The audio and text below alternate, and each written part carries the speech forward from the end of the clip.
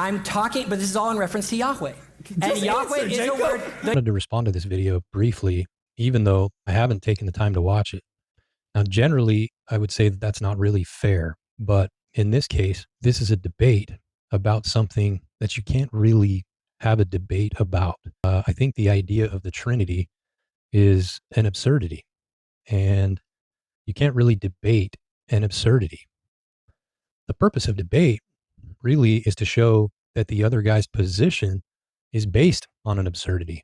But, you know, if you start out with an absurdity right out of the gate, there's not really much you can do with that. If someone shows up with the notion of the Trinity and says essentially these are three distinct personages, which are one God, but somehow still three, but somehow not three, but one, and claims that it's a mystery of faith, and even claims that the fact that it's absurd somehow points to it being more true.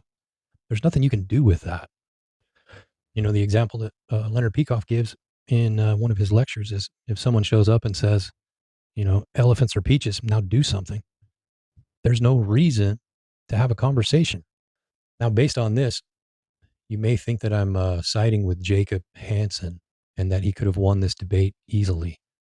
The thing is, if he was coming from a position of reason, then yeah, I think he could win the debate easily. But, as a former Latter-day Saint, I used to be very proud of the fact that the God that I worshiped was not some unfathomable being, but was just, a heavenly Father, not some mystical, mysterious idea. The thing I never understood was that if the God that I worshiped was only known by mystical means, which it is in LDS theology, and it didn't really matter how mystical I claimed that God wasn't. If the root of my epistemology is mystical, then the God that I worship may as well be as mystical as the triune God. That's why I assume, not having seen the debate, that the debate will center on silly mystical things, because it can't come down to reason either way. You can't have a debate about a subject that doesn't require any reason. Really, it just comes down to which authority you trust, which authority you want to put your faith in.